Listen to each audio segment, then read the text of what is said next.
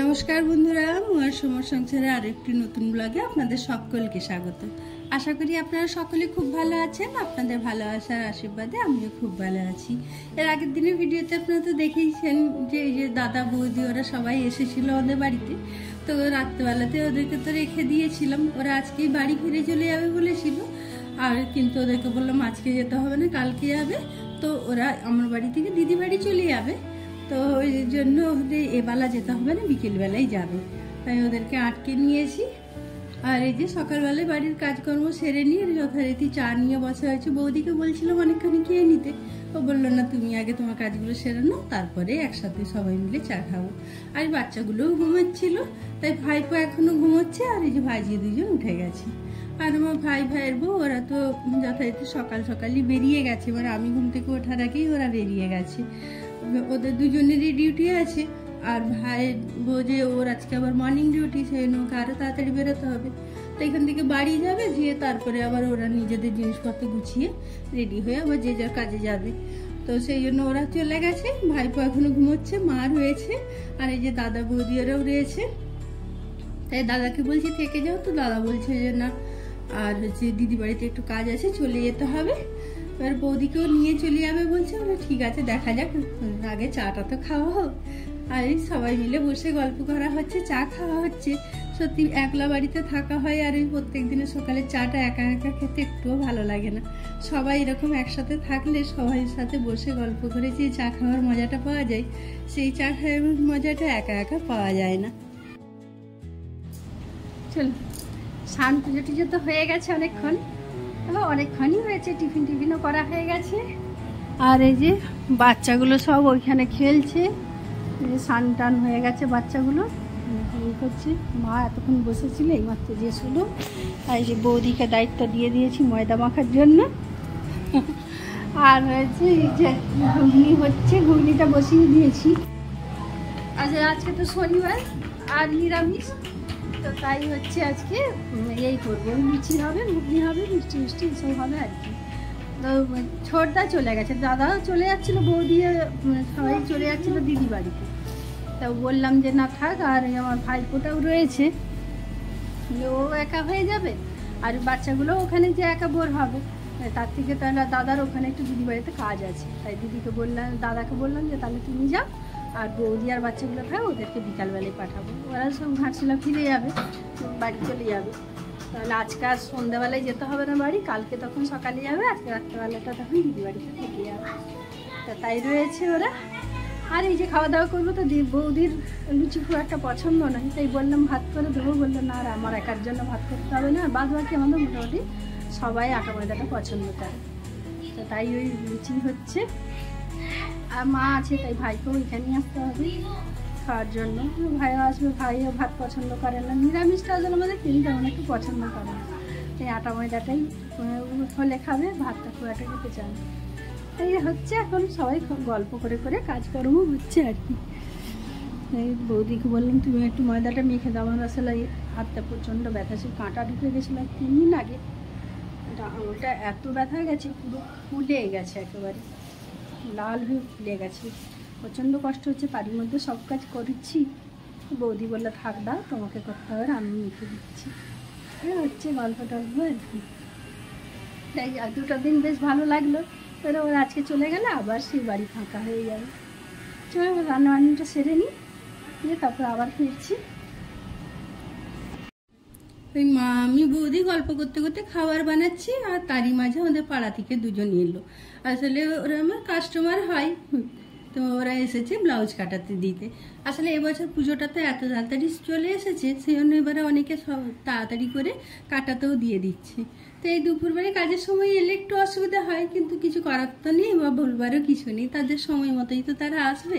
তো এলো, ওই এসে একটু কথা বললাম, গল্প করলাম, দিয়ে মাপ টাপ নিলাম।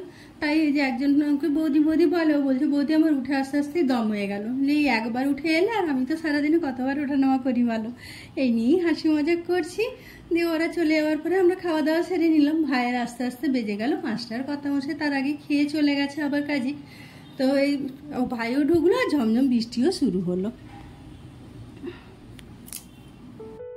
বিকেলবেলায় যে বৃষ্টিটা হলো হঠাৎ করে, এই বৃষ্টিটা এসেছিল, তবে প্রচুর বৃষ্টি হয়েছে। যেমনই হচ্ছে মানে বাজ পড়ছিল তেমনই বৃষ্টি পড়ছিল।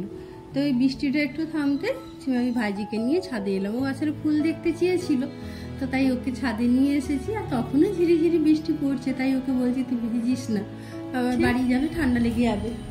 আমার ভাইজি এসছে, সে সকাল থেকে বলছে পিসমণি ছাদে নিয়ে চলো, গাছ দেখবো। আর সকাল থেকে এতটাই ব্যস্ত, বাড়িতে লোকজন এলে যেটা হয় আর কি, জানেনি তো, কাজ করতে করতেই সময় চলে যায়। তাই ওকে নিয়ে আসতে সময় পাইনি, এবারে ওরা চলে যাবে, তাই ওকে বলি চপ ছাদ থেকে একটু ঘুরিয়ে নিয়ে আসি। চ করে ছাদে যাবি যে,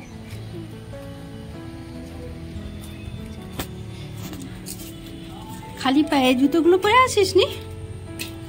আচ্ছা, আর নামতে হবে না, আবার সেই অনেকটা নামতে হবে, আসতে উঠবি। ওখানটায় জল আছে, হ্যাঁ জল আছে এখানে, দেখে আসতে। এই দেখ, এগুলো কি চিনিস? পেয়ারা নয়, এগুলো আমড়া। আর এই দেখ এইদিকে কি আছে, এই দেখ এদিকে আছে ড্রাগন ফ্রুট। এই দেখ ড্রাগন ফ্রুট আছে, আরো অনেক গাছ ছিল, সব কতগুলো গাছ মরে গেল। হ্যাঁ হ্যাঁ, ঘুরতে যাই করেই হয়ে গেল।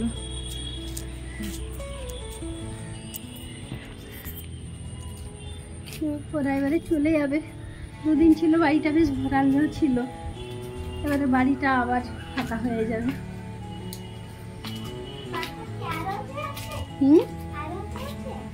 আরো কি আছে? না আর কি আছে, দাঁড়া ঠাম্মির জামা কাপড়গুলো, কাপড় সাইগুলো এগুলো তুলে নি, কাপড়গুলো। ফোনটা ধর, দিকে ফোনটা ধর, তুলে নি। সবাই রেডি হয়ে গেছে নাকি? এবার আবার কবে আসা হবে? অনির্দিষ্ট কালের জন্য নাকি? সব রেডি হয়ে গেছে।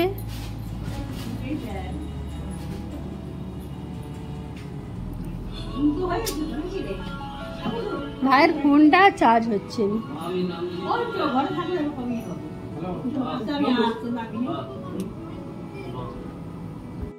হ্যাঁ চলো, আসবে আবার।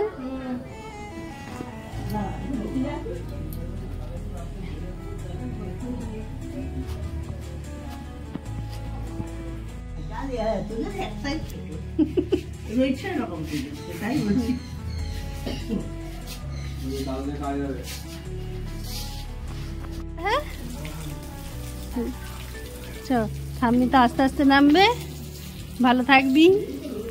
যে ছেলে যাচ্ছে ছাড়তে, ভাইও আসছে, দেখে ছাড়বে।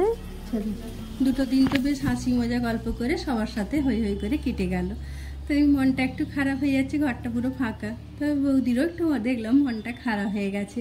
আসলে বৌদিও তো এত বছর পরে এলো, আর বাড়ি ঢুকে গেলে যেটা হয় সেই তো বাড়ির সংসারের কাজকর্ম নিয়ে আর চট করে বাড়ি থেকে বেরোনো যায় না।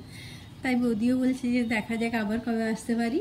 তা ভাই যাচ্ছে, ভাইজিদেরকে আর বৌদিকে দিদি বাড়িতে ছেড়ে দেবে, আর ছেলে এদিক থেকে সোজা একবারে মাকে মায়ের বাড়িতে ছেড়ে দেবে। তো যাই হোক, ভিডিওটা তাহলে এখানেই শেষ করি। কেমন লাগলো অবশ্যই কমেন্ট করে জানাবেন। যদি ভালো লেগে থাকে তাহলে প্লিজ একটা লাইক করে আমার চ্যানেলটিকে সাবস্ক্রাইব করে দেবেন, আর যদি খুব ভালো লাগে তাহলে একটু শেয়ারও করে দেবেন। আর ভিডিওটি সম্পূর্ণ দেখার জন্য অসংখ্য ধন্যবাদ। ভালো থাকবেন, সুস্থ থাকবেন, দেখা হবে পরের আবার নতুন কোনো ভিডিওতে।